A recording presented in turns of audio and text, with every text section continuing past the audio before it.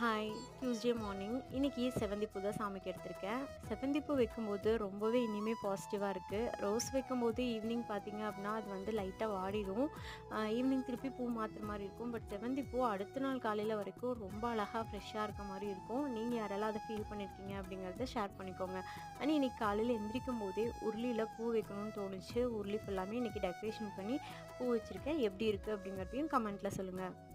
இன்றைக்கி யாரெல்லாம் birthday celebration பண்ணுறாங்களோ அவங்களுக்கு எல்லாமே ஹாப்பி பர்த்டே. நீங்கள் எப்போவுமே ஹாப்பியாக இருக்கணும் அப்படின்னு சொல்லிட்டு நான் சாமிக்கிட்ட வேண்டிக்கிறேன். 21வது நாள் பிரம்மமுகூர்த்த பூஜையான இன்றைக்கி நான் ரொம்பவே ஹாப்பியாக செஞ்சிருந்தேன்னு தான் சொல்லணும். நேற்றுக்கே வந்துட்டு நான் வேண்டுதலுக்கான பலன் வந்து நேற்றுக்கு ஒரு வழியாக கிடச்சிது அப்படிங்கிறதையே நான் வந்துட்டு ரொம்ப ஹாப்பியாக ஃபீல் பண்ணுறேன். அதனால் இன்றைக்கி காலையில் என்னோடய மார்னிங் ரொம்ப பாசிட்டிவாக ஸ்டார்ட் ஆச்சு.